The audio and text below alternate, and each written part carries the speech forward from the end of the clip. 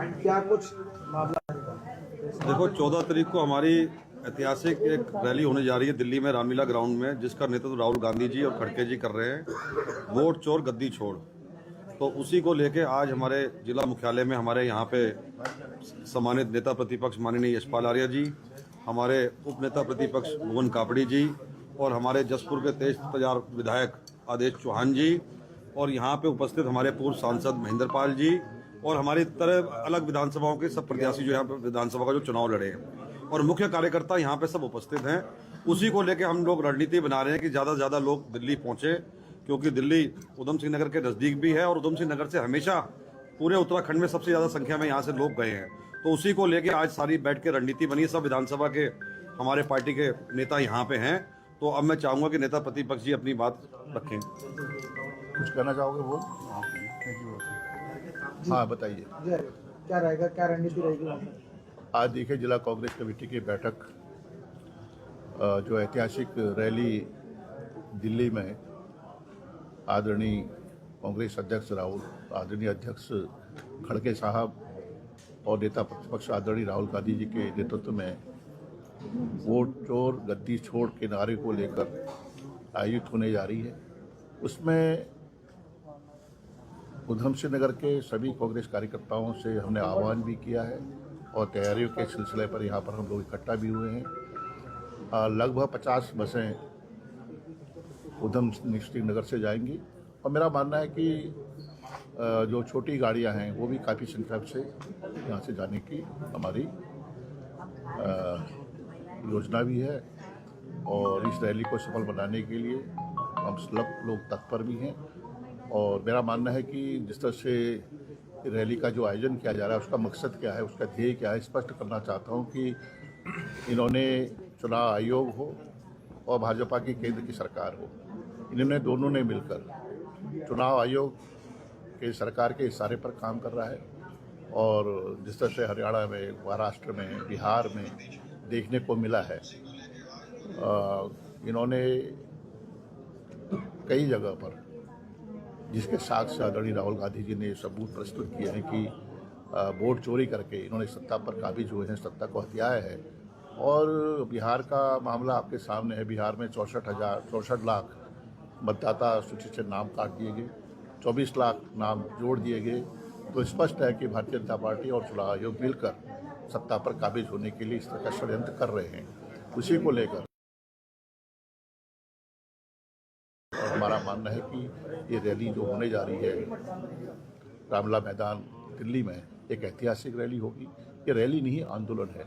इसमें सरकार स्पष्ट रूप से जो हमारे दलित हैं, शोषित हैं, कमज़ोर तबका है, अल्पसंख्यक लोग हैं, पिछड़े लोग हैं, जो मतदाता हैं, उनके नाम को जो और कांग्रेस विचारधारा, विभिन्न विचारधारा के जो हमारे मतदाता हैं, उनको सूची से नाम गायब कर इस सरकार में काबिज हुए हैं। और इसीलिए एक संदेश देना चाहते हैं पूरे देश के आवाम को कि हम सब लोग मिलकर इस अभियान को आगे बढ़ाएंगे।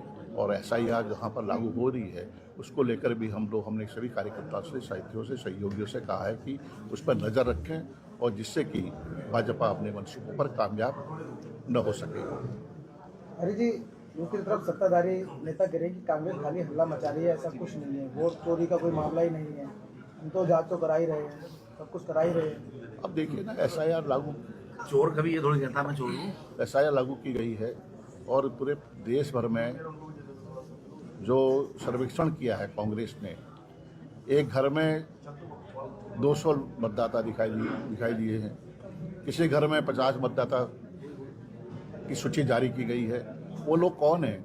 उत्तर प्रदेश में, उत्तराखंड में आज SIR लागू करने जा रहे हैं। इनका मकसद क्या है? मकसद साफ है कि भाजपा जो विभिन्न विचारधारा के लोग हैं, जो भाजपा के विचारधारा के नहीं हैं, जो कमज़ोर लोग हैं, मैं फिर कहना चाहता हूं, जो कमज़ोर लोग हैं, जो शोषित लोग हैं, जो पिछड़ा वर्ग है, जो दलित समाज है, जो जनजाति के लोग हैं, उनको मतदाता सूची से नाम उनके बाहर कर सत्ता में कब्जा करने की इनकी मंशा है। और हम सभी कार्यकर्ताओं से, साथियों से, अपने सहयोगियों से कहना चाहते हैं कि SIR लागू होने जा रही है और हमारे कांग्रेस में जो हमारे BLA बने हुए हैं वो लोग इसको बारीकी से देकर नजर रखें, जिससे कि अपने मंसूबों पर कामयाब न हो सके। देखिए आपने ये जो गाना कि वो तो कह रहे हैं कि चोरी नहीं हो रहे हैं, तो इसका सबसे बड़ा उदाहरण है जो मुख्य आयुक्त के चयन की प्रक्रिया थी, जिसमें प्रधानमंत्री, नेता प्रतिपक्ष और मुख्य न्यायाधीश भारत होते थे। उसमें से मुख्य न्यायाधीश को हटाकर कैबिनेट मंत्री को लाना, इस संशोधन से स्पष्ट है कि भारतीय जनता पार्टी वोट चोरी कर रही है और संविधान में जो अधिकार मतदाता को दिया गया था मतदान का, उस संविधान के उस अधिकार को खत्म करने का काम कर रही है। साफ साफ दिखाई देता है तो कि ज्ञानेश कुमार के चयन के लिए कैसे प्रक्रिया बदली गई, और उसके बाद जब महाराष्ट्र में वोटर लिस्ट मांगी गई तो अभी तक संविधान में था कि हर राष्ट्रीय पार्टी के जिला अध्यक्ष को वोटर लिस्ट सरकार उपलब्ध कराएगी। उसमें भी अमिटमेंट किया गया कि ये कंपलसरी नहीं है कि हर राष्ट्रीय पार्टी के जिला अध्यक्ष को चुनाव आयोग वोटर लिस्ट दे, इच्छा है तो दे, इच्छा है तो न दे। तो इससे स्पष्ट होता है कि वोट चोरी हो रही है और सरकार वोट चोरी करवा रही है। काफी जी, दिल्ली में महारैली है, उधम सिंह में 8 लोग विधानसभा आती है यहाँ पे, जैसे आर्यन जी कह रहे थे 50 बसें आ रही है, 2500 लोग को एक विधानसभा से 1000 लोग। देखिए 2500 बसों के साथ साथ कम से कम मुझे जो लगता है कि 500,000 छोटी गाड़ियां भी जाएंगी, जा ही रही है, इतनी गाड़ियां जा रही है और इन सबको मिलाकर संख्या 5000 से क्रॉस करेगी। ये आज की बैठक में 50 बसों का, ये तो इस जिले का है, पूरे उत्तराखंड से तो पहुंच जाएंगे। नहीं हमारा कहना है ना, आज जो हमारी बैठक में जो देखिए कार्यक्रम जिलाध्यक्ष जी ने रखा है, इच्छा के आज शादी के सीजन चल रहे हैं, हो सकता है उनको समय पूरे भारत की सहभागिता उसके अलावा पूरे साथ उत्तराखंड से जुड़ने जाने के लिए। एक मिनट, उसके अलावा जो है कि उनको जो है प्रभारी बनाया गया है रुद्रपुर शहर का भी, तो हो सकता है उसमें व्यस्त हो इसलिए ना आ पाए हो। जैसे गोपाल सिंह राणा जी भी नहीं आ पाए हैं, वो भी ममता राकेश जी की शादी है वहाँ गए हुए।